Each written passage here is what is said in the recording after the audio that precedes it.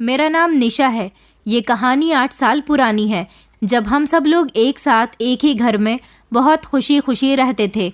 हमारी ज़िंदगी में इतनी ढेर सारी खुशियाँ थी कि हमें कभी किसी चीज़ की कमी महसूस ही नहीं हुई थी। मेरे पापा ने अपनी मेहनत और ईमानदारी की कमाई से हम दोनों बहन भाइयों को पढ़ाया लिखाया, हमें अच्छी ज़िंदगी दी।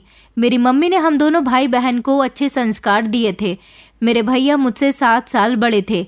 मेरे भैया को तो मम्मी पापा बहुत ही प्यार करते थे, क्योंकि उनसे उनकी ढेर सारी उम्मीदें जुड़ी हुई थी। पापा चाहते थे कि भैया हाई एजुकेटेड बने और किसी काबिल बने, जिससे पापा का सीना गर्व से चौड़ा हो सके।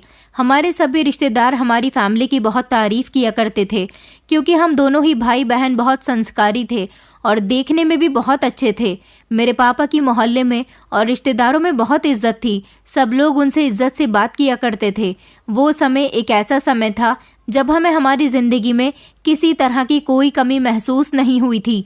ज़िंदगी इतनी हसीन लगती थी, ऐसा लगता था जैसे ज़िंदगी के अंदर कभी कोई परेशानियां ही नहीं होती। हमारे पापा हम लोगों पर परेशानी आने से पहले ही उसका सॉल्यूशन ढूंढ लिया करते थे। मेरे पापा बहुत अच्छे थे, लेकिन उन्हें ज़्यादातर उम्मीदें भैया से ही थीं। पापा का मानना था कि बेटियां सिर्फ इसलिए होती हैं कि उनको उनकी मर्जी के मुताबिक ज़िंदगी जीने दी जाए। जब तक वो जवान नहीं हो जाती, सिर्फ तब तक उनकी पढ़ाई पूरी करवाई जाए और फिर कम उम्र में ही उनके लिए अच्छा सा वर देखकर उनकी शादी कर दी जाए। मगर मेरा मानना था कि अगर लड़कियां अपना सपना पूरा करना चाहती हैं, तो लड़की और लड़कों में भेदभाव क्यों किया जाता है? क्या पेरेंट्स का सहारा सिर्फ लड़के ही बन सकते हैं, लड़कियां क्यों नहीं? मैं चाहती थी कि मैं भी हाई एजुकेशन करूं और किसी काबिल बन जाऊं। मैं भी भैया की बराबरी करना चाहती थी, लेकिन मेरे पेरेंट्स ने मुझे कभी इतना मौका ही नहीं दिया। उनका कहना था कि पढ़ाई करने के बाद तुम्हारी शादी कर दी जाएगी, मगर मैं चाहती थी कि मैं नौकरी करूं। मुझे जॉब करने का शौक था। मैं अपना ये शौक पूरा करना चाहती थी, मगर मेरे पेरेंट्स शुरू से ही मुझे जॉब करने की परमिशन नहीं देते थे, बल्कि वो भैया को फुल सपोर्ट करते थे। भैया जैसा कहा करते थे, उनके साथ वैसा ही किया जाता था। भैया की पढ़ाई में पापा ने बहुत पैसा लगाया था और फिर फाइनली भैया की स्टडी कंप्लीट हो गई तो भैया ने छोटी मोटी नौकरी ढूंढ ली थी। अभी उनकी नौकरी की शुरुआत थी, इसलिए वो ज़्यादा पैसे लेकर तो नहीं आते थे, मगर इतना होता था कि पापा को भैया से कुछ सहारा मिलने लगा था। हम मिडिल क्लास फैमिली के लोग इसीलिए पैसों की अहमियत बहुत अच्छे से जानते थे, क्योंकि हमारे लिए सबसे अहम हमारी इज्जत थी। मेरे पापा ने कभी भी कोई ऐसा काम नहीं किया था जिससे किसी को तकलीफ पहुंचे या फिर उनकी इज्जत पर कोई आंच आए। वो मुझे भी हमेशा यही बात समझाते थे कि कभी भी कोई ऐसा कदम मत उठाना जिससे तुम्हारे पापा की इज्जत खराब हो। लड़कियां बहुत मासूम होती हैं और लड़कों की बातों में आसानी से आ जाती हैं। मेरे पापा मुझसे कहते थे कि कभी भी कोई लड़का तुम्हें अपने प्यार के जाल में फंसाए या तुमसे उल्टी सीधी बातें करे तो किसी लड़के की बातों में मत आना। मैं अपने पापा की बात को अच्छी तरह से समझती थी। मेरे पापा ने मुझे यहाँ तक कह दिया था कि अगर तुम्हें कोई लड़का पसंद हो तो कोई गलत कदम उठाने से पहले अपने माँ बाप की इज्जत के बारे में सोच लेना। ऐसा नहीं है कि हम तुम्हारी शादी तुम्हारी पसंद के मुताबिक नहीं करवाएंगे। अगर हमें तुम्हारी पसंद ठीक लगी तो हम तुम्हारे लिए बेहतर से बेहतर फैसला लेंगे, लेकिन कभी भी तुम्हें अपने फैसले से निराश नहीं होने देंगे। मैं अपने पापा की कही एक एक बात को अच्छी तरह से समझती थी और उनको तसल्ली दिया करती थी कि मेरी वजह से आपको कभी भी निराश नहीं होना पड़ेगा। मैं कभी आपका भरोसा नहीं टूटने दूंगी, कभी आपकी इज्जत को खराब नहीं होने दूंगी। मुझसे जितना हो सकेगा मैं आप लोगों को अपनी तरफ से खुश रखने की कोशिश करूंगी। आप मुझ पर भरोसा रखिए। हमारे समाज में हर घर में बेटियों को ही क्यों माँ बाप की इज्जत ना खराब करने के टिप्स दिए जाते हैं। ऐसा सब कुछ लड़कों को क्यों नहीं समझाया जाता? हालांकि ज्यादातर अपराध लड़कियों से नहीं बल्कि लड़कों से होते हैं। लड़के ही लड़कियों पर गंदी नज़र डाल के उनके साथ गलत करते हैं। अगर यही सीख सारे माँ बाप अपने बेटों को भी दिया करें तो शायद इस समाज में लड़कियों के साथ गलत काम होने बंद हो जाएं। फिलहाल हमारी ज़िंदगी काफ़ी खुशहाल गुजर रही थी। हम लोग बहुत खुश थे। भैया जब से नौकरी पर लगे थे, पापा बहुत खुश थे। पापा बेफिक्र हो गए थे कि अब उनका बेटा भी जिम्मेदारी संभालने लायक हो गया। लेकिन भैया आजकल ना जाने किस काम में लगे हुए थे। ज़्यादातर वो बिजी ही रहते थे। मम्मी कभी कभी पापा से शिकायत करने लगी थी कि हमारे बेटे को ना जाने क्या हो गया। ना तो वो घर में किसी से ठीक से बात करता है और ना ही रात को जल्दी घर आता है। पापा कहते थे कि वो जवान हो गया। जवान लड़के जब कारोबार में पड़ जाते हैं तो उनको घर आने में देर सवेर हो ही जाती है और बातें करने का भी समय नहीं मिलता। मम्मी तो भैया के लिए बहुत फिक्रमंद रहती थी। मैंने देखा था कि जब हम सब लोग खाना खा रहे होते थे तो भैया के पास किसी की कॉल्स आती रहती थी और जब भैया हम सब लोगों की वजह से कॉल रिसीव नहीं करते थे तो उनके चेहरे पर एक अजीब सी मुस्कुराहट होती थी। मैं समझ गई थी कि ज़रूर भैया को किसी से प्यार हो गया। ऐसा तो आजकल नॉर्मल सी बात है। जवानी की दहलीज पर कदम रखते ही लड़के लड़कियों को पार्टनर्स की ज़रूरत हो जाती है। मैं तो ज़्यादातर घर में ही रहती थी और मुझे अपने पापा की इज्जत का बहुत अच्छे से ख्याल था, इसलिए मैं तो कोई ऐसा कदम उठाने के बारे में सोच भी नहीं सकती थी। भैया को कोई लड़की पसंद आ गई थी, वो उससे प्यार करने लगे थे। ये अच्छी बात थी, मगर ये उम्र उनकी इन कामों की नहीं थी, बल्कि उन्हें अपने बिजनेस पर ध्यान देना चाहिए था, क्योंकि पापा ने उन्हें बड़ी मेहनत से यहाँ तक पहुँचाया था। कुछ दिन इसी तरह से गुजर गए थे जब एक दिन भैया और पापा आपस में बातें कर रहे थे। भैया ने पापा से कहा था कि उन्होंने अपनी जॉब के अलावा भी अपने कुछ दोस्तों के साथ मिलकर एक नए काम को अंजाम दिया है। पापा ने उनसे पूछा था कि अच्छा ऐसा भी कौन सा काम है, तो उन्होंने बताया कि हम चाहते हैं कि हम कुछ लोगों का ग्रुप बनाएं और वो लोग हमें हर महीने कुछ पैसों की ईएमआई इन्वेस्ट किया करें और फिर हर महीने हर एक मेंबर के नाम से उसकी कमेटी खोल दी जाए। जिसकी कमेटी निकला करेगी उसे वो पूरी रकम दे दी जाए। इस तरह हम बहुत सारे लोगों से कहेंगे कि वो हमारे पास कमेटी डालें, अपने पैसे इन्वेस्ट करें, इससे उन्हें फ़ायदा होगा। और हमने सोचा है कि हम हर महीने एक लकी ड्रॉ भी किया करेंगे। अगर हमारे ग्रुप में 20 लोग हैं तो हम उन 20 लोगों का लकी ड्रॉ किया करें, जिसमें हम हर महीने लकी ड्रॉ कूपन का इंतज़ाम करें और वो लकी ड्रॉ कूपन सिर्फ उन्हीं ग्रुप के लोगों को दिए जाएं जो हमसे जुड़े हुए हैं और वो सब लोग हमारे कूपन को 100 रुपये में ख़रीदें। इस तरह हमें भी कुछ पैसे मिलेंगे और फिर उनमें से आधे कूपन्स में हम कोई ना कोई गिफ्ट ऑफर रख देंगे और इस तरह लकी विनर को गिफ्ट दे दिया करेंगे। और जिनका कूपन खाली जाएगा उन लोगों को कुछ नहीं मिलेगा। वो लोग जिस तरह से हर महीने हमें अपनी रकम इन्वेस्ट करते हैं इसी तरह से करते रहेंगे। हम चाहते हैं कि हमारा ये कमेटी वाला काम आगे तक जाए, हमसे बहुत सारे लोग जुड़ जाएं। पापा कहने लगे कि तुम्हारा ये आइडिया तो बहुत अच्छा है, चलो तुम अपने काम की शुरुआत करो। कुछ लोगों को मैं तुम्हारी इस स्कीम के बारे में बता दूंगा और हम घर वाले भी तुम्हें हर महीने पैसे दे दिया करेंगे। लकी ड्रॉ वाला काम भी बहुत अच्छा है।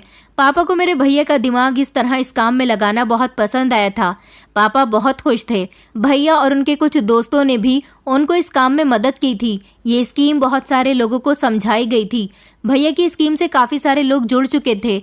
ये एक तरह की लॉटरी सिस्टम था। इस लॉटरी सिस्टम में हर महीने लोग पैसे जमा करें और फिर ग्रुप के किसी भी एक मेंबर की हर महीने एक बार लॉटरी निकलनी होती थी, जिसे टोटल अमाउंट मिलना होता था। भैया का ये काम बहुत अच्छा चल रहा था। भैया के ग्रुप से लगभग 50-60 लोग जुड़ चुके थे और उन्होंने 10-10 लोगों का अलग अलग ग्रुप बनाया था। लोग बहुत भरोसा करके मेरे भैया को पैसे देकर जाते थे। कुछ हमारे मोहल्ले के लोग थे, कुछ मेरे भैया के दोस्तों के रिश्तेदार थे, कुछ मेरे पापा के जानने वाले थे। इस तरह बहुत सारे लोगों का पैसा मेरे भैया के पास जुड़ रहा था। कुछ ऐसे ज़रूरतमंद लोग थे जिन्हें अपनी बेटियों की शादी करानी थी। कुछ ऐसे ज़रूरतमंद लोग भी थे जिन्हें अपनी ज़रूरत को पूरा करना था, तो कुछ ऐसे लोग भी थे जिन्हें अपने इन पैसों से अपना मकान बनाना था। इस तरह लोगों के थोड़े थोड़े हर महीने पैसे जुड़ जाते थे और फिर जब एक साथ बड़ी रकम किसी को मिलती है तो उससे उसकी बहुत बड़ी मुश्किल हल हो जाती है। इस दौरान भी सब कुछ ठीक चल रहा था। भैया को मैंने कई बार देखा था। वो रात के टाइम पर किसी से फ़ोन पर बातें कर रहे होते थे, कभी छत पर जाते तो चैटिंग कर रहे होते थे। कभी कभी तो मैंने उन्हें वीडियो कॉल भी करते हुए देखा था, जिस पर मैंने उस लड़की को भी देख लिया था जिस लड़की से भैया प्यार करने लगे थे। ये लड़की कौन थी और कहाँ की थी ये तो मैं नहीं जानती थी, क्योंकि मैंने अभी तक भैया को उससे बातें करते हुए चोरी चुपके ही देखा था।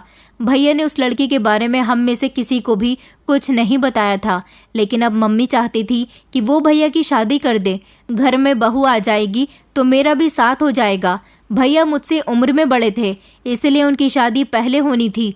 मम्मी ने जब भैया से उनके रिश्ते के बारे में बात की तो भैया कहने लगे कि वो अभी शादी नहीं करना चाहते।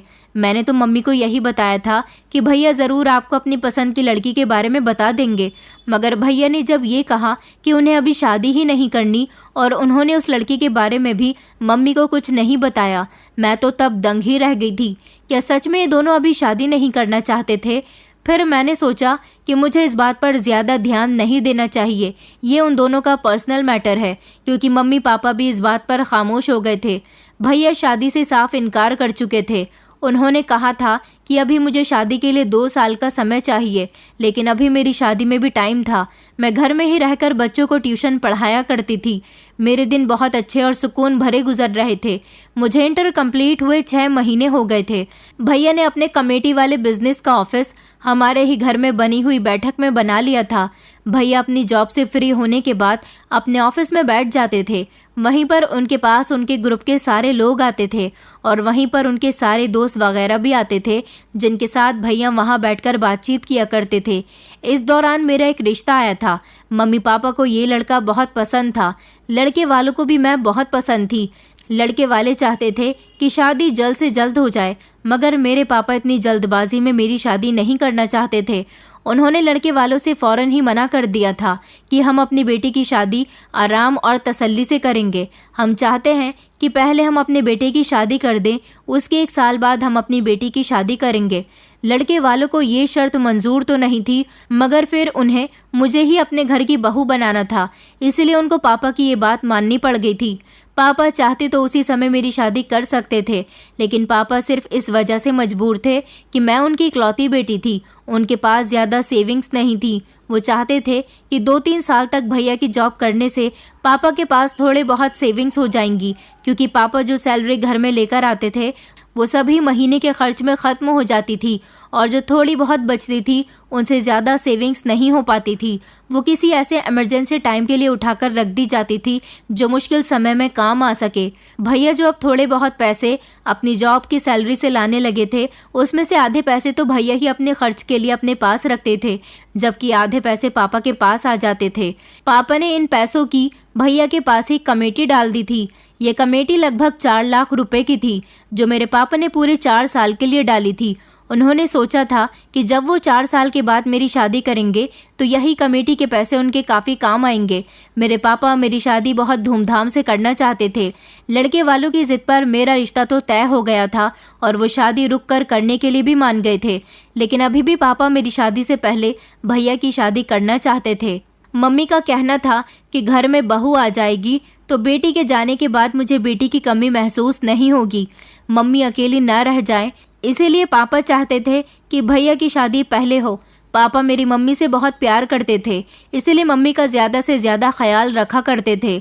देखा जाए तो मेरे पापा को अपने पूरे ही परिवार की हमेशा फिक्र लगी रहती थी और वो ये नहीं चाहते थे कि कभी भी हमारे घर में कोई बड़ी परेशानी आए। भैया तो ना जाने क्या क्या करते रहते थे। मैं तो इन सारी बातों से अनजान थी, लेकिन पापा को भैया पर बहुत भरोसा था। पापा ने कभी ये जानने की कोशिश भी नहीं की थी कि भैया की पर्सनल लाइफ कैसी चल रही है। बस वो हमेशा भैया से यही कहते रहते थे कि कभी अगर किसी मदद की ज़रूरत हो तो अपने पापा को ज़रूर बताना, मैं हर तरह से तुम्हारी मदद करने की कोशिश करूँगा। मगर हम लोग भैया की एक हरकत से बहुत परेशान थे। हमने नोटिस किया था कि भैया ज़्यादातर मोबाइल पर किसी से बातें करते रहते थे। ये तो मैं जानती थी कि भैया किसी लड़की से बात करते हैं, लेकिन मम्मी पापा इस बात से अनजान थे। भैया का ध्यान अब उनके काम से भी हट गया था, क्योंकि ऑफिस से भी पापा के पास शिकायतें आने लगी थीं कि आपका बेटा अपने काम पर ध्यान नहीं देता। एक दिन मेरे भैया के ऑफिस में काम करने वाला एक एम्प्लॉय मेरे पापा को मिल गया था और उसने पापा को बताया था कि आपके बेटे का ध्यान ना जाने कहाँ रहता है। वो किसी से फ़ोन पर बातें करने में इतना बिजी रहता है कि उसे काम की कोई समझ बूझ ही नहीं है। वो अपने काम में मन नहीं लगाता। कई बार तो बॉस उसे नौकरी से निकालने की धमकी भी दे चुके हैं। जब पापा ने ये बात सुनी तो पापा बहुत घबरा गए थे और उन्होंने इस बारे में भैया से बात करने का फैसला किया। पापा काफ़ी रात तक भैया के घर आने का इंतज़ार करते रहे थे। जब भैया घर आए तो पापा ने उनसे बात की और कहा कि बेटा, तुम्हारा ध्यान कहाँ पर है? आखिर कौन है जिससे तुम फ़ोन पर बातें करते रहते हो? तुम घर में भी ज़्यादा समय नहीं देते और ज़्यादातर घर से बाहर रहते हो। ऑफिस में भी मन लगाकर काम नहीं कर रहे। आखिर क्या बात है? तो भैया कहने लगे कि पापा, ऐसी कोई बात नहीं है। मैं तो ऑफिस रोज़ जाता हूँ और रोज़ ही काम करता हूँ। जिसने भी आपको इन्फॉर्मेशन दी है बहुत गलत दी है। पापा कहने लगे कि अच्छा ठीक है, मगर तुम मन लगाकर काम करो, ऐसा ना हो कि तुम्हारी नौकरी तुम्हारे हाथ से चली जाए। भैया पापा की बात को उस दिन समझ तो गए थे, लेकिन उन्होंने सिर्फ समझने की एक्टिंग की थी। भैया से उनके ग्रुप से जुड़े हुए कुछ लोग भी उनसे मिलने के लिए आते थे, तो भैया के पास उनसे मिलने का वक्त ही नहीं होता था। न जाने भैया को क्या हो गया था, वो उन लोगों से भी कोई बात नहीं करते थे। एक दिन मैं चोरी चुपके भैया की बातें सुनने के लिए उनके कमरे के बाहर कान लगाकर खड़ी हुई थी, क्योंकि भैया देर रात तक फोन पर बातें करते थे। वो इस लड़की से बात कर रहे थे जिससे वो प्यार करते थे। मैंने भैया को इतना कहते सुना था कि मैं तुम्हारी खातिर कुछ भी कर सकता हूँ, तुमसे मुझे प्यार जो इतना हो गया, मेरा सब कुछ तुम्हारा ही तो है, मैं तुम्हारी खातिर ये सारी दुनिया भी छोड़ सकता हूँ। भैया के मुंह से ऐसे शब्द सुनकर मुझे बड़ी हैरानी हुई थी कि आखिर ऐसी कौन सी लड़की थी जिसके प्यार में भैया पागल हो गए थे। बस मेरी यही गलती थी कि मुझे इस बात पर कोई एक्शन लेना चाहिए था। मैंने भैया की इस बात को ज़्यादा सीरियस नहीं लिया था। मुझे तो लगा था कि शायद लवर्स इसी तरह की बातें करते हैं, मगर मैं ये नहीं जानती थी कि भैया का कहा हुआ एक एक शब्द बिल्कुल सच होने वाला है। भैया उस लड़की की खातिर सच में सब कुछ कर गुजरने को तैयार थे। आखिर वो लड़की कौन थी और भैया से ये सब कुछ क्यों करवा रही थी? क्या वो भी मेरे भैया से सच्ची मोहब्बत करती थी? इस सवाल का जवाब भी मुझे बहुत जल्द मिल गया था, क्योंकि मेरे भैया ने कुछ ऐसा कर दिया था जिसकी वजह से हम लोग एक बहुत बड़ी परेशानी में आ गए थे। हमें तो भैया से ऐसी उम्मीद भी नहीं थी कि भैया हमारे साथ कभी कुछ ऐसा भी कर सकते हैं। हम लोग नोटिस कर रहे थे कि भैया उन लोगों से ज़्यादा बात नहीं करते थे जो उनकी स्कीम से जुड़े हुए थे। इतने ढेर सारे लोगों के पैसे और उनकी ढेर सारी उम्मीदें भैया से जुड़ी हुई थी, तो फिर भैया उनके साथ ऐसा क्यों कर रहे थे? भैया ने तो उन लोगों का पैसा जमा करके उन लोगों को बड़ी रकम देने का वादा किया था, जैसा कि कमेटी डालने पर होता ही है। ऐसा ही कुछ मेरे भैया भी किया करते थे, और वो हर महीने लकी ड्रॉ भी कर रहे थे, जिसमें जो लोग कूपन खरीदते थे और उनको उनमें से कुछ लोगों को गिफ्ट मिलते थे। इससे कुछ लोगों को फायदा होता था तो कुछ लोगों को नुकसान भी होता था। ये तो लकी ड्रॉ था, जिसकी मर्जी चाहे वो कूपन खरीद सकता था। मेरे भैया इसमें किसी के साथ कोई जोर जबरदस्ती नहीं करते थे, लेकिन जो महीने की कमेटी के पैसे होते थे वो सभी को टाइम से देने पड़ते थे। भैया घर में हम सब लोगों के साथ भी बहुत कम समय बिताने लगे थे। अब देखा जा रहा था कि भैया अपनी नौकरी छोड़ चुके थे। पापा को जब ये बात पता चली तो उन्होंने भैया पर बहुत गुस्सा किया था, लेकिन पापा के इतना गुस्सा करने के बावजूद भी भैया को कोई फर्क ही नहीं पड़ा था। हम लोगों की समझ नहीं आ रहा था कि भैया को आखिर ऐसा भी क्या हो गया। तब आधी रात का समय था, जब मेरे मम्मी पापा अपने कमरे में गहरी नींद में सो रहे थे, जबकि मैं अपने कमरे में थी। मुझे नींद नहीं आ रही थी, इसलिए मैं अपने मोबाइल में सीरियल देख रही थी। तभी अचानक मुझे भैया के कमरे की तरफ से कुछ खटर पटर की आवाज़ सुनाई दी। भैया का कमरा मेरे कमरे से जस्ट बराबर में ही बना हुआ था। मैंने सोचा कि रात के इस समय भैया अपने कमरे में क्या कर रहे हैं, क्या वो अभी भी जाग रहे हैं। पहले तो काफ़ी देर तक मैंने ये सब कुछ इग्नोर करने की कोशिश की, लेकिन जब लगातार मुझे खटर पटर की आवाज़ आती रही तो फिर मैं मोबाइल बंद करके अपने कमरे से बाहर निकली और देखने लगी कि आखिर भैया अपने कमरे में क्या कर रहे हैं। भैया के कमरे का दरवाज़ा थोड़ा सा खुला हुआ था। मैंने चुपके से झांक कर देखा तो भैया अपना बैग पैक कर रहे थे। अलमारी से कपड़े निकालकर बैग के अंदर रख रहे थे। आखिर भैया कहाँ जा रहे थे और रात के समय उन्हें पैकिंग करने की क्या ज़रूरत पड़ गई थी? मुझसे ये सब बाहर खड़े होकर देखा नहीं गया, इसलिए मैं दरवाज़ा खोलकर भैया के कमरे के अंदर चली गई। मुझे अचानक देखकर भैया चौंक गए थे और वो घबराने लगे। कहने लगे कि तुम अभी तक सोई नहीं हो। मैंने कहा भैया मुझे नींद नहीं आ रही थी, आपके कमरे से आवाज़ सुनी तो मैं आपको देखने के लिए आ गई कि आखिर आप क्यों जाग रहे हो। भैया आप ये पैकिंग क्यों कर रहे हो, आपको क्या कहीं जाना है? भैया ने घबराते हुए मेरी बात का जवाब दिया कि हाँ मुझे अपने काम के सिलसिले में कहीं जाना है। मैंने कहा कौन से काम के सिलसिले में? नौकरी तो आप छोड़ ही चुके हो और बस आपका स्कीम वाला काम ही चल रहा है, उसमें भी आप लोगों से ढंग से बात नहीं करते। आपको पता है कि लोग पापा से आकर आपकी शिकायतें करते हैं।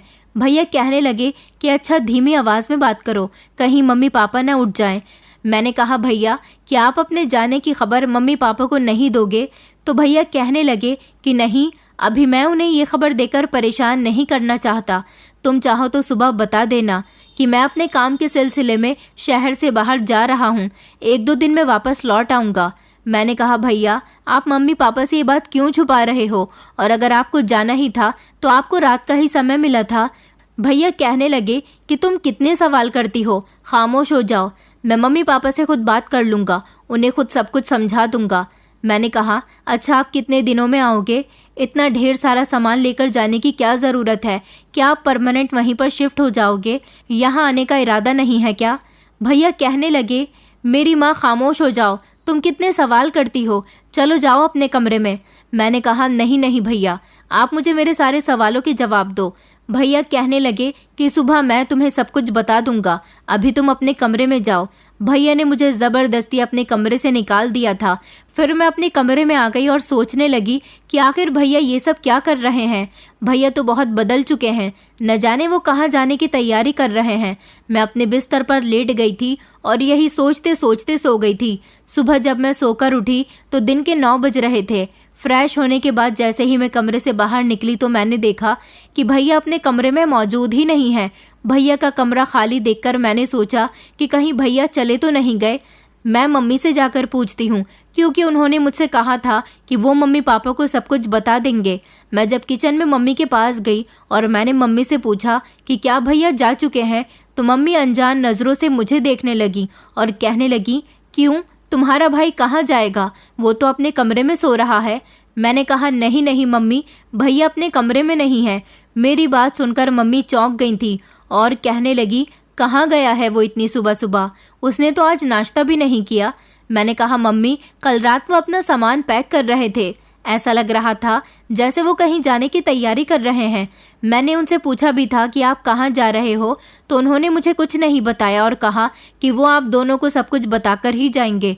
मुझे लगा था कि वो रात के टाइम पर पैकिंग कर रहे हैं और सुबह जाएंगे, तो क्या वो उसी समय चले गए थे? मम्मी कहने लगी, ये बात हमें तो नहीं पता, हमें तो उसने कुछ भी नहीं बताया। मम्मी ने जल्दी से मोबाइल उठाया और भैया को कॉल करने लगी। मम्मी के होश उड़ गए थे क्योंकि भैया का नंबर स्विच ऑफ जा रहा था। मम्मी बहुत परेशान हो गई थी। मम्मी ने फौरन ही पापा के कमरे में जाकर उनको ये बात बताई। पापा भी ये बात सुनकर घबरा गए थे। पापा कहने लगे कि तुमने अपने भाई से नहीं पूछा कि वो कहाँ गया है? मैंने कहा, पापा मैंने तो उनसे पूछने की कोशिश की थी, मगर उन्होंने मुझे कुछ भी नहीं बताया। पापा कहने लगे कि तुमने हमें उसी समय क्यों नहीं बताया कि तुम्हारा भाई पैकिंग कर रहा है और कहीं जाने की तैयारी कर रहा है, हम उसे उसी समय रोक लेते। मैंने कहा, पापा मुझे आइडिया ही नहीं था कि भैया आप दोनों को बताए बिना ही इस तरह से घर से निकल जाएंगे। पापा भी लगातार भैया का नंबर ट्राई कर रहे थे, लेकिन भैया का नंबर स्विच ऑफ जा रहा था। मैंने भी अपने मोबाइल से कई बार भैया का नंबर डायल किया, लेकिन भैया का नंबर तो लग ही नहीं रहा था। हम लोग भैया की तरफ से बहुत परेशान हो गए थे। मैंने पापा को बताया था कि भैया ने कहा था कि वो अपने काम के सिलसिले में कहीं जा रहे हैं, 1-2 दिन में ही आ जाएंगे, मगर कहाँ जा रहे हैं ये उन्होंने मुझे नहीं बताया था। पापा कहने लगे कि आखिर ऐसा कौन सा काम आ गया जिसके लिए उसे घर से जाना पड़ा और उसने हमें भी नहीं बताया। हम सब भैया के लिए बहुत फिक्रमंद हो रहे थे, मगर भैया को तो कोई सुराग ही नहीं मिल रहा था।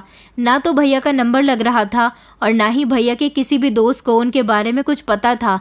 भैया के सारे ही दोस्तों से पापा फ़ोन पर सब कुछ पूछ चुके थे। पापा भैया के जितने भी दोस्तों को जानते थे उन सभी से मालूम किया था, तो सबने इनकार ही किया था कि उन्हें भैया के बारे में कुछ नहीं पता। लेकिन भैया के एक ऐसे दोस्त थे जो उनके साथ ऑफिस में काम करते थे। उनका नंबर पापा के पास तो नहीं था, लेकिन पड़ोस वाले अंकल के पास था, क्योंकि पड़ोस वाले अंकल उस लड़के को अच्छी तरह से जानते थे। इसीलिए मेरे पापा पड़ोस के घर गए और वहां जाने के बाद उन्होंने भैया के दोस्त का नंबर लिया। पापा ने जब उस नंबर पर कॉल लगाई तो उस लड़के की तरफ से कॉल रिसीव होते ही पापा ने उससे पूछा कि क्या तुम्हें मेरे बेटे के बारे में कुछ मालूम है। उसको भी मेरे भैया के बारे में कुछ नहीं पता था, लेकिन उसने एक ऐसी बात बताई थी जिसने पापा के होश उड़ा दिए थे। उसने बताया था कि अंकल, आपका बेटा दीप्ति नाम की एक लड़की से प्यार करता था। दीप्ति ने उसे अपनी मोहब्बत में दीवाना बना दिया कि उसे उसके अलावा कुछ और दिखाई ही नहीं देता। 1-2 बार आपका बेटा बातों ही बातों में मुझे ये बात बता चुका था कि मैं दीप्ति को लेकर कहीं दूर चला जाऊंगा। बस मुझे इतना ही पता है, इसके अलावा मैं कुछ नहीं जानता। पापा ने जब ये बात सुनी तो पापा घबरा गए थे और उन्होंने जब हम लोगों को भी ये बात बताई तो हम लोग सुनकर बहुत परेशान हुए। मम्मी कहने लगी कि मैंने तो उसे उसकी पसंद के बारे में पूछा था। अगर उसे वो लड़की पसंद थी तो वो हमें भी तो बता सकता था। अगर वो सच में उस लड़की को लेकर भाग गया है तो उसने बहुत गलत किया है। वो लड़की जो भी थी, जैसी भी थी, हम उसे अपने बेटे की खुशी की खातिर इस घर की बहू बनाने के लिए तैयार थे, तो उसे ऐसा कदम उठाने की क्या ज़रूरत थी। मैंने मम्मी को समझाया और कहा कि मम्मी, हो सकता है कि भैया के दोस्त को कोई गलत फहमी हो गई हो, या फिर भैया सच में अपने काम के सिलसिले में गए हों और उनके दोस्त को ऐसा लगा हो कि वो उस लड़की को लेकर भाग गए। पापा कहने लगे कि हाँ, तुम बिल्कुल ठीक कह रही हो। अगर वो अपने काम के सिलसिले में ही कहीं गया है तो वापस लौटकर ज़रूर आएगा। हमने लगभग 1 हफ्ते तक भगवान से हर दिन प्रार्थना की थी और भैया का इंतज़ार करते रहे थे, मगर 1 हफ्ता गुजर गया था। न भैया से कोई कांटेक्ट हो सका था और ना ही भैया घर वापस आए थे। एक तो हम पहले से ही इतना परेशान थे, ऊपर से भैया की स्कीम के लोग हमें बहुत परेशान कर रहे थे। वो बार बार हमारे पास आकर कहते थे कि कमेटी किस दिन खुलेगी और किसको मिलेगी। ये बात तो भैया ही जानते थे, क्योंकि ये सारा काम भैया के ही हाथ में था। उनकी इस स्कीम से कौन कौन लोग जुड़े हुए थे और कौन कौन लोग कितने कितने पैसे महीने में भैया को दिया करते थे, हम इस बारे में कुछ भी नहीं जानते थे। महीना होने को आ गया था। सब लोग कमेटी खुलने का इंतजार कर रहे थे और अपने पैसों की मांग कर रहे थे, मगर कमेटी खुलने से पहले ही भैया चले गए। पापा को लगता था कि भैया की अलमारी में इन लोगों के पैसे ज़रूर होंगे। हमने भैया का पूरा कमरा तलाश कर लिया था, मगर हमें कहीं पर भी 1 रुपया तक नहीं मिला था। इसका मतलब ये था कि भैया इन लोगों के सारे पैसे लेकर चले गए थे। वो लोग पापा को उल्टी सीधी बातें सुना रहे थे और कह रहे थे कि तुम्हारा बेटा कहाँ है और उसका नंबर क्यों नहीं लग रहा। एक बार वो हमारे हाथ लग जाए, हम उसे छोड़ेंगे नहीं। पापा कई दिनों तक तो उन्हें टालते रहे। वो किसी काम के सिलसिले में गया हुआ है, अभी कुछ दिन में आ जाएगा। लेकिन जब भैया काफ़ी दिनों तक नहीं आए तो वो लोग मेरे पापा के पीछे पड़ गए थे और उन्होंने कहा था कि हम कुछ नहीं जानते, हमें अपने पैसे तुमसे चाहिए। पापा इस बात से बहुत परेशान हो गए थे। उनकी तबीयत बिगड़ने लगी थी, क्योंकि ये एक अच्छी खासी रकम थी। लोग लगभग हर महीने कुल मिलाकर 4-5 लाख रुपए की रकम लाकर भैया को दिया करते थे और उसके ही हिसाब से भैया उन लोगों की कमेटी निकाल दिया करते थे। इतने ज़्यादा पैसे तो मेरे पापा के 1 महीने की सैलरी भी नहीं होती थी।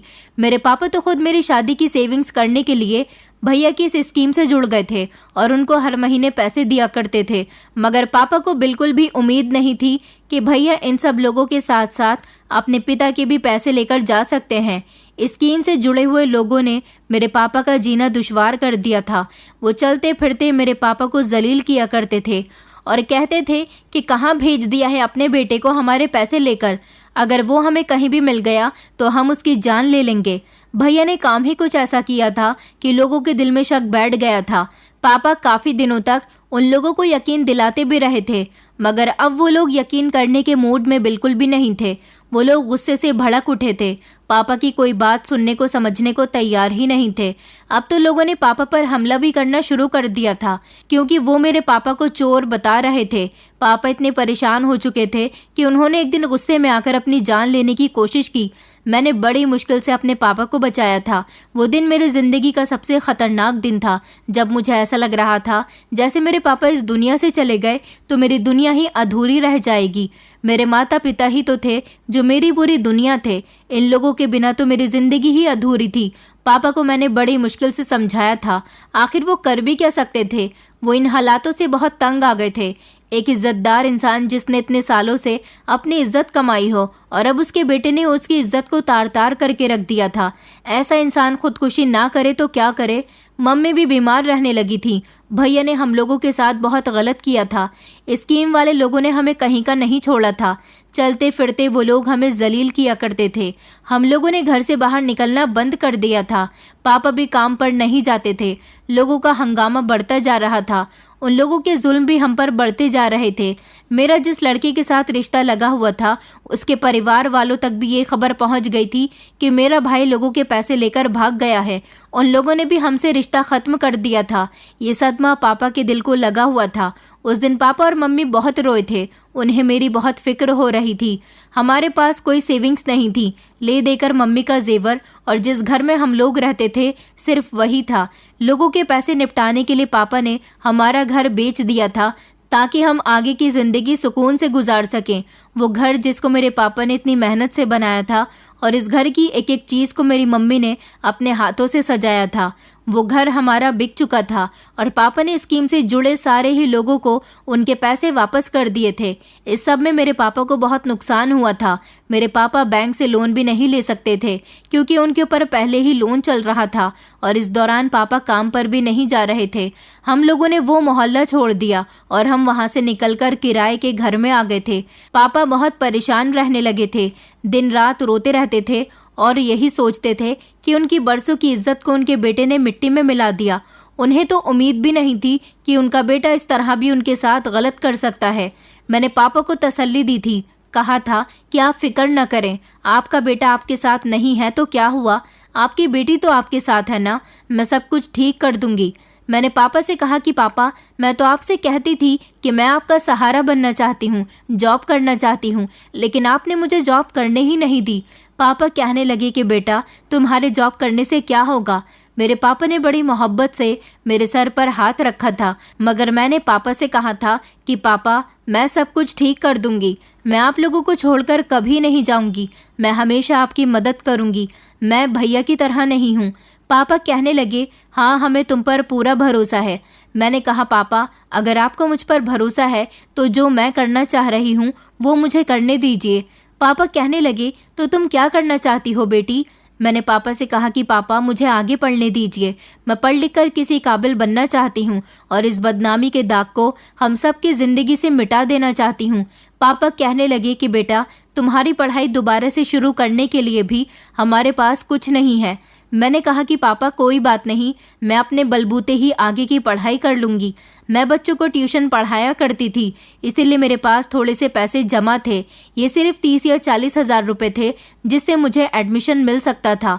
मैंने ज़्यादा बड़े कॉलेज में तो एडमिशन नहीं लिया था, अपने बजट के हिसाब से ही एडमिशन लिया था, लेकिन फिर उसके बाद मैंने खूब मेहनत की, बच्चों को ट्यूशन पढ़ाया और मुझे कुकिंग बहुत अच्छी करनी आती थी। इसलिए रात के टाइम पर मैं नई नई डिशेस की रेसिपी की वीडियो बनाया करती थी और उनको सोशल साइट्स पर अपलोड कर देती थी।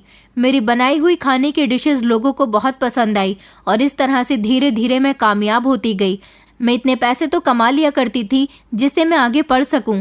पापा ने भी दूसरी जगह नौकरी ढूंढना शुरू कर दी थी क्योंकि हमने वो मोहल्ला ही छोड़ दिया था। अब हम नए मोहल्ले में रहने लगे थे, इसलिए यहाँ के लोग भी नए थे। यहाँ के ज़्यादा लोग ये बात नहीं जानते थे कि हम किसी मजबूरी में अपना घर बेचकर यहाँ किराए पर रहने के लिए आए हैं। और फिर इतनी मेहनत के बावजूद एक दिन मुझे एक सरकारी स्कूल में टीचर की नौकरी मिल गई थी। नौकरी करते हुए भी मैंने अपनी पढ़ाई जारी रखी थी क्योंकि मैं सरकारी नौकरी चाहती थी और चाहती थी कि मैं वापस अपना घर ले सकूं। किराए के घर में रहना बिल्कुल भी पसंद नहीं था। भगवान से ढेर सारी प्रार्थना और कड़ी मेहनत करने के बावजूद मुझे सरकारी नौकरी भी मिल गई थी। कहते हैं ना कि इंसान जब किसी काम को लगन और ईमानदारी के साथ करता है तो उसके लिए कुछ भी मुश्किल नहीं होता और उसे उसकी मनचाही चीज़ मिलकर ही रहती है। मैंने अपने घर की स्थिति को संभालने के लिए बहुत मेहनत की थी। मेरी गवर्नमेंट जॉब लगने की वजह से इस दौरान मेरे रिश्ते भी आने लगे थे। मेरे घर वाले चाहते थे कि अब वो मेरी जल्द से जल्द शादी कर दें। जब मुझे लड़के वाले देखने के लिए आए तो मैंने उन लोगों से कहा था कि मैं आपके बेटे से शादी तो कर लूँगी, मगर मैं चाहती हूँ कि शादी के बाद भी मैं अपने पेरेंट्स का ख्याल रखूँ, जॉब करूँ और अपने पेरेंट्स को अपनी सैलरी दूँ। मुझसे ऐसी उम्मीद मत रखना कि मैं शादी के बाद अपने पेरेंट्स को भूल जाऊंगी और कभी कभी अपने मायके आया करूंगी।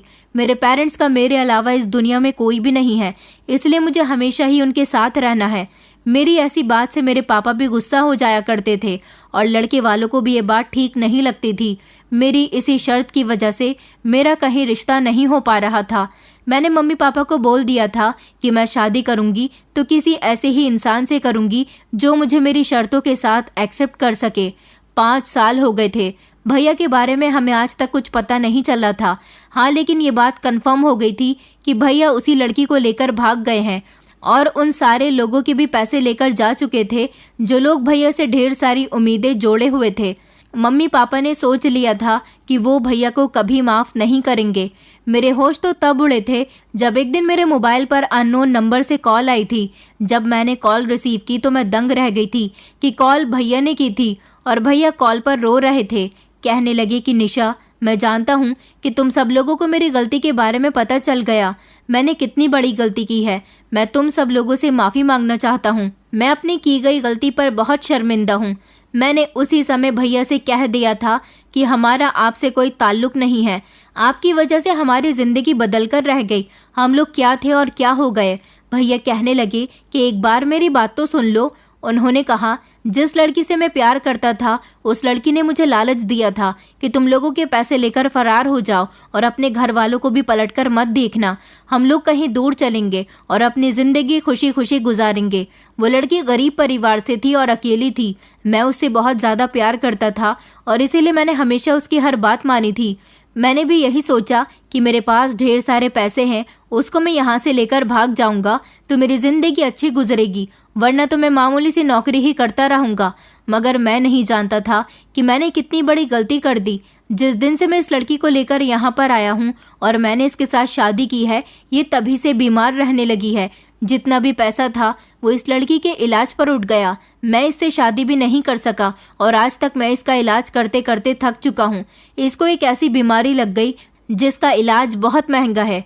पापा से कहना कि प्लीज़ मुझे माफ़ कर दें और मुझे घर में आने की जगह दे दें। मैं गुस्सा हो गई थी और मैंने भैया से कहा कि कौन सा घर, कैसा घर, आपने तो लोगों का भरोसा तोड़ दिया था।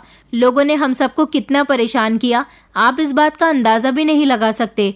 जिस घर में हम बचपन से रहे थे, आपकी खातिर वो घर हमें बेचना पड़ गया और उन लोगों को उनके पैसे दिए जिन्होंने हमारा जीना दुश्वार कर दिया था। आपने आज तो कॉल कर ली है, मगर आज के बाद कभी भी मुझे कांटेक्ट नहीं करना, क्योंकि हम सब के लिए आप मर चुके हैं। ये कहकर मैंने फ़ोन बंद कर दिया था। उसके बाद भैया ने मुझे काफ़ी कॉल्स की, मगर मैंने उनकी किसी भी कॉल का रिस्पॉन्स नहीं दिया। मैंने ये बात मम्मी पापा को नहीं बताई थी, क्योंकि मैं उन्हें ये बात बताकर तकलीफ में नहीं देखना चाहती थी। मम्मी पापा को तो वैसे भी यही कहना था कि हम उसे भूल चुके हैं। अगर वो हमारे सामने भी आ जाएगा तो हम उसे बेटा तक नहीं कहेंगे। काफ़ी सालों की मेहनत के बाद मैंने अपनी मेहनत की कमाई से हमारा एक छोटा सा और अपना घर भी खरीद लिया था। मेरे पापा को बहुत खुशी हुई थी और उन्हें यह एहसास हुआ था कि उन्होंने अपनी बेटी की पढ़ाई छुड़वाकर और उसको जॉब ना करने देकर उस समय कितनी बड़ी गलती की थी। लड़कियां गलत नहीं होती, बल्कि लड़कियों के साथ गलत होता है। लड़कियां तो अपने घर वालों का वो सहारा बनती हैं जो उनको मुश्किल से निकाल देती हैं। मेरे मम्मी पापा मुझसे बहुत खुश थे और फिर एक दिन मुझे एक ऐसा हमसफ़र भी मिल गया था जिसने मेरे मम्मी पापा को भी अपना पेरेंट समझ लिया था। उसका इस दुनिया में कोई नहीं था। मैंने जब उसके सामने सारी शर्तें रखी तो उसने मेरी सारी शर्तों के साथ मुझे एक्सेप्ट कर लिया था। आज वो हमारे ही घर में मेरे पेरेंट्स के साथ रहता है और जितना कमाता है वो मेरे पिता के हाथ पर रखता है और उनसे कहता है कि आप भी मेरे पिता ही हैं। हम दोनों हस्बैंड वाइफ जॉब करते हैं। मेरी शादी उस लड़के के साथ हो गई। वो मुझे बहुत प्यार करता है और हम सब लोग एक ही परिवार के साथ एक ही घर में रहते हैं। हम सब लोग बहुत खुश हैं और एक खुशहाल ज़िंदगी गुजार रहे हैं और हम लोग भैया को कभी धोखे से भी याद नहीं करते, क्योंकि हम अपनी इस खुशहाल ज़िंदगी में दोबारा से वो बुरे दिन नहीं लाना चाहते जिनको हमने इतनी मुश्किल से अपनी ज़िंदगी से निकाला था। दोस्तों, उम्मीद करती हूँ आपको हमारी कहानी पसंद आई होगी। कहानी पसंद आई है तो वीडियो को लाइक करें, चैनल पर नए हैं तो चैनल को सब्सक्राइब करें और हाँ, नोटिफिकेशन बेल को ज़रूर दबाएं ताकि अगली अपडेट सबसे पहले आपको मिले।